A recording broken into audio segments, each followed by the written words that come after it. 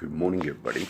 I'm going to do a little live update. It might turn into a teaching thing. I'll show you real quick this is the motorcycle.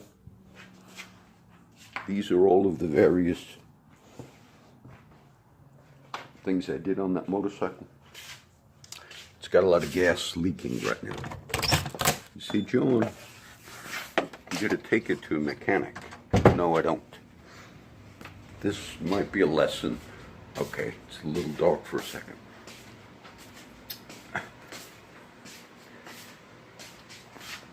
Let me get back here. Then maybe I might teach a little bit. I just posted all of our, our weekly posts. That's a discipline to do. You teach, you preach, you walk it out, and it's a discipline. All right, update on that motorcycle. Yesterday, it's been leaking gas. You know, the other day I was riding with the gas leaking, and it was leaking a whole lot more than it's doing now. But it was getting on my pants, and I didn't care. But then as I was riding the motorcycle, it smelled like I lit something on fire. Now, I knew I couldn't have, because in the past, I had accidentally lit my car on fire, maybe about 7 times, not a complete fire. I kind of used to make videos of it. My cigarette butt would drop or it would fall, and I would smell smoke, and I'd be driving, and I'm thinking, man, I smell a grass fire somewhere. And then I'd realize I had accidentally burnt the rug in the car. I laugh a little bit because I would take the thing out. One time I left church and I had the church bulletin. It was on a Sunday. And I'm smelling something burning.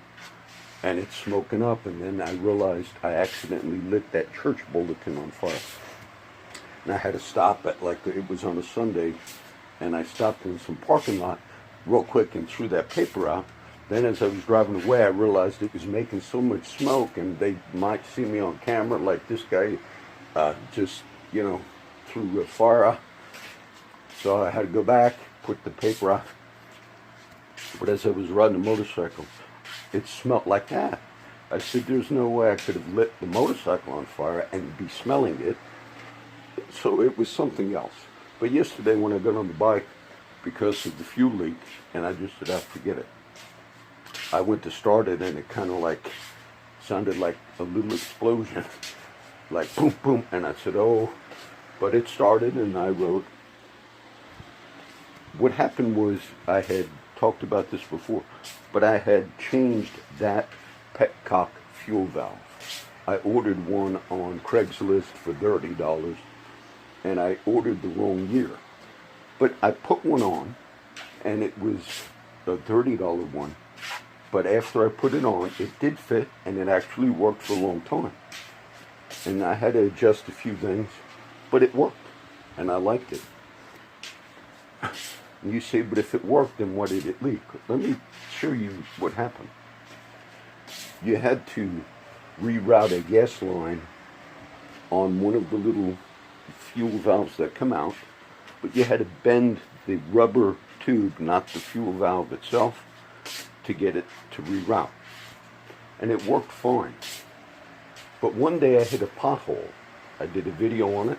It was a huge pothole, like 2 feet deep. And I got mad. I said, people are going to kill themselves. Now, they had fixed that pothole. I made a video on it, and they fixed it. It was right by the police station in Florida. But I noticed after I hit that pothole, I kept smelling gas. And I thought, what happened was because there was more tension on that fuel line, that little valve that comes off of the picture I showed you. When I hit it, it busted that little fuel line. But I didn't realize it busted the end of that, right where that fuel line metal piece comes out, little brass piece. So I said, I'm smelling gas. Of course, you're thinking you got to redo. So I took it off a couple times, put some gasket sealer on. And then I finally realized that's what it is. Because each time I tightened the fuel line, put it all back together, it still leaked. And no matter how tight I made that fuel line, real tight, I turned the gas on and it's leaking.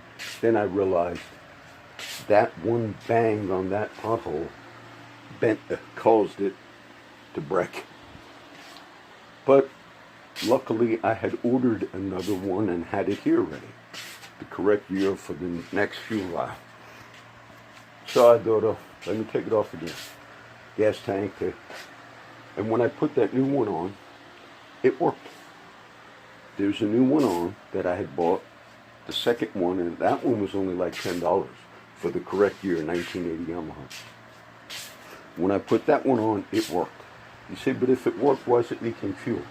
Because I've taken it off so many times. And then when I had to redo it the other day, I had all that gasket. It's a strong gasket sealer that you buy. Oftentimes you cannot get ones that are fuel resistant, but they have one at O'Reilly's. It's like an epoxy, and it's made just for that. It's a little more expensive.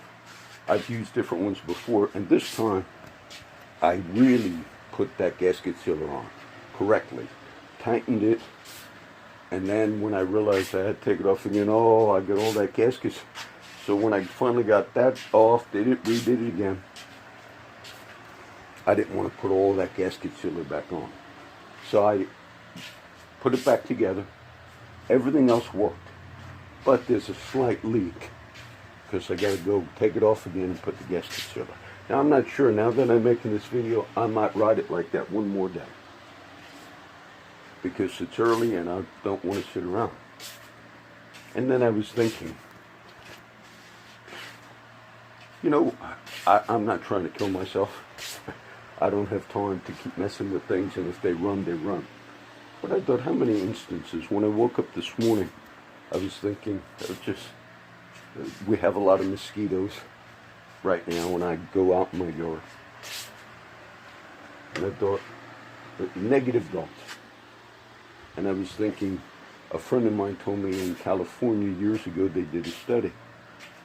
I think it's California, but hardly anybody was suffering from either depression or whatever the words are that they put on all these things. And it was because they had a mineral in the water. The water had higher levels, maybe of zinc.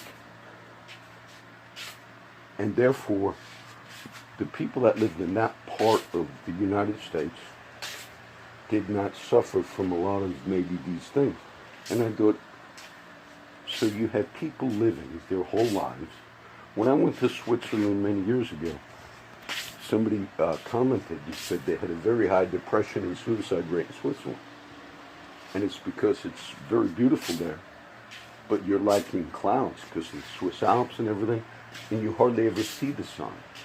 And because people are not actually in the sunlight, they're not getting the vitamin D. And so you have people, generations and generations and generations, being born in misery, committing crimes, killing, shooting, murdering, because they're all because of the lack of vitamin D. Sometimes I think of these things and think. So as I was thinking that way, thinking I'm going to do this bike again, but now I'm not going to do it. I mean, I might come back later and do it because I don't have time to. It won't take me long. I know what to do now. It's just I got to take the tank off and got to put the gaskets in. But I also think, what about all of these cases? I had a friend of mine on the street, and then he started doing better. And I had younger guys. And then he was clean for a while. They have callings on their lives. And I hoped he stayed out of our area for a while, because a lot of people know people that are using. And then I seen him again yesterday. And then he's back, in going through the whole thing again. And then as I was sitting in the yard, and it was still dark, because I'm thinking I need the light to come up if I'm going to do this job on the motorcycle. And I was thinking like negatively, like the mosquitoes, what good are they? What good? And then I saw a lightning bug. And I like lights. I have my candles on right now in the morning. And it was just in front of me because it was dark in the yard. And I thought, look how beautiful that is. And I was just thinking how negatively on the other flying insects. But this one looks so nice. And it landed right in the little tree limb right on top of me. I said, now, I couldn't have come up with something. I can't light something and have it fly. I mean, I'm sure I probably could. So the name, I guess, is fire. Things burning. So I could do a lot of quoting on that. Okay, Jesus said, how long did I go here? It's interesting because Jesus he picked a nickname for two of the disciples, James and John. He said, you guys are the sons of thunder. The sons of I forget the name of the family line. He said, sons of thunder. I'm going to call you that. Now, can you imagine people already questioning Jesus' sanity? They looked at him as a cult leader, but he's doing all these miraculous things. And then one day he says, you know what, I'm going to name you two of my congregation sons of thunder. From the outside, you would think, and we read those verses, but we never really meditate on how did people view that? You mean he named you, Jesus named you the sons of thunder? I like the sons of thunder. There's a prophecy, maybe Zechariah, but the leaders of Judah, they're going to be like a fire in the midst. They're going to burn everything up. The baptism of fire. John in the Revelator, the book of Revelation says, he sees this vision. And they were standing, these people were standing on a sea of glass mingled with fire. But he's having these visions. And the sea of glass, I mean, it would be like looking at water, but it was mingled. There was this flame. And Jesus says, John says, I baptize you with water, but there's coming one after me. The baptizer of fire. There's coming one after me, John would proclaim. The baptism of fire. I think what John, who wrote Revelation, saw was coming through that fire. Every sacrifice is going to be sacrificed salted with salt. And then Jesus speaks of things being purged by fire. Isaiah says, did not God make the blacksmith that blows the coals in the fire and brings forth an instrument for his work? And God says he created the waster to destroy. But God knew that when people are in that baptism of fire, that it will form them and it will forge them. And that's going to produce things in people that other things cannot produce. When Jesus, as he's heading towards the cross to fulfill his mission, I was watching I'm catching a couple of the documentaries on philosophy and things that I like to, if I'm doing my studying, my reading, do my writing in the evening, it's Kitty. Then I like to watch something that's of a learning value. But I had rewatched that one on Socrates. It's documentary, but it's covering things that you could learn. I would watch more different ones, but they only got a few. But I found it interesting because I've taught Socrates before. But I taught something a little different. Because at that time, 5th century BC, I think Socrates died in 399 BC. So he lived in the 400s BC. But at that time in Athens, Greece, there was a lot of legal court cases. This is what the documentary was commenting on. And one of the things that disturbed Socrates was they had some type of a process, and judicial process and jury.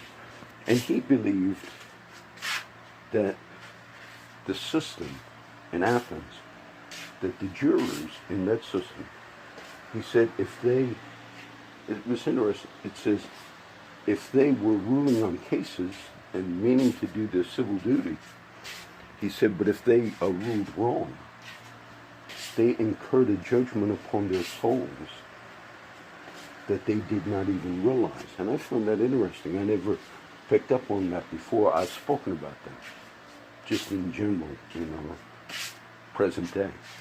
So what he said was it was very important.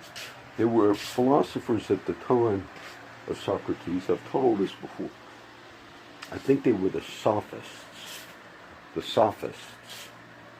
And they were like people that were known as people that like rhetoric. There were schools of rhetoric in the Roman culture, meaning you learned how to speak. If you will, you learned how to preach. But these sophists, that was their art. And they were also like the defense people and things of that nature. And so if they knew how to speak well, then society put, a high value on them. If they can argue a cause or a purpose, regardless of whether the cause was right or wrong, they just valued the ability to debate and win the debate. And that disturbed Socrates as well. He said, you're putting value, and he was talking about ethics, talking about the soul. And he wasn't obviously a Christian at that time before Christ, but he was challenging morality in society. It was a part of it. Later on in the development of Christianity, you had different views that Christians held on what happened to those men pre-Christ, before Christ, who really never understood or heard the gospel. And Justin Martyr, I believe, 2nd century, one of the first apologists who argued for the defense of the faith, he believed, like men like Socrates and all, that they would be saved not outside of Christ, but because under their time period they were seeking for morality and justice, and that God would have mercy on them, sort of like those in the Old Testament time period who did not fully understand the gospel. But yet, God had mercy, the patriarchs and all. And also the 16th century, Ulrich Zwingli, one of the magisterial reformers of the Protestant Reformation. I'm throwing some teaching in so it'll have value. You had Martin Luther, John Calvin, and Ulrich Zwingli, the three main Protestant reformers of the 1500s who started that revolution.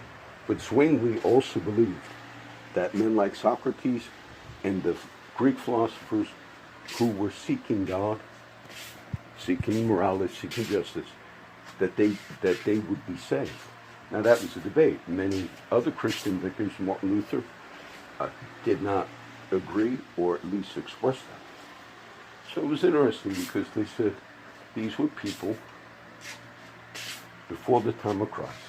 But at least we understand that they were challenging norms. Ultimately, Socrates, referred to as the gadfly of Athens, Greece. They had many gods in the, just like the Roman pantheon. You had, if you will, like a Greek pantheon. Whether they called it that or not, I don't know. So you had different gods and different things.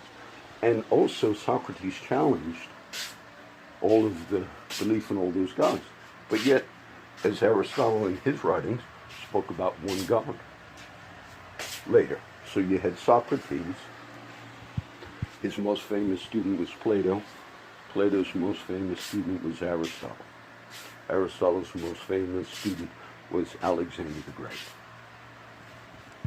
But because Socrates was challenging the Socratic method, so he would say the way we come to true wisdom is by debate, give and take, back and forth. That was one of Socrates' ideas. Now, he didn't write. He didn't put things down in writing. It was his student Plato that would write in the dialogues and superimpose Socrates in Plato's writings, and that's how we understand more about Socrates, because he didn't write. He believed it was primarily through oral debate that knowledge and wisdom comes either way. Now, at that time in Athens, Greece, where he was challenging all the norms, their society suffered a great defeat in what we call the Peloponnesian Wars. And they lost. This is the thing documented in the movie, I guess, The 300. But they suffered a great defeat at an army that was smaller, not as powerful as at the city-state of Athens. And when they suffered that defeat, famous historical defeat, the people in the city of Athens began questioning, what happened? How could we have lost? What's the name of that war? I forget. But then they started maybe blaming Socrates. Well, you have all these people, you're kind of challenging all the gods. Maybe we got the gods mad, Socrates. And so he had to go to trial. And even he was a little flippant in the trial, too. But he was ultimately had to drink the poison himself and was executed because he challenged norms, challenged society. So we are existing in our day. I won't do too much current events. Any lessons we get from all these things. You know, Jesus said, no man lights a candle and puts it under a bushel. Or no man lights a candle and hides it. But it's intended to illuminate all of the riches or all of the things in the room, in the house, where the light goes on, and it shines, and you say, oh, look at all the things here. We are like lights in the world. We're like candles, that the scripture that says the spirit of man is the candle of the Lord, searching all the inward parts of the belly.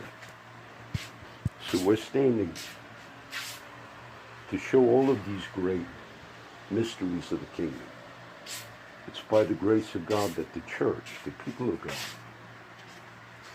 are now able to say to the philosophers, the seekers of wisdom, we found it. They were looking for, they used the word logos, meaning they said we're looking for the logos, the word, the wisdom, this particular divine principle that will bring everything together. The philosophers were talking that way, at total alignment. And in the writings of John, he uses, John is the one that speaks of the logos, Jesus as the word, the wisdom of God.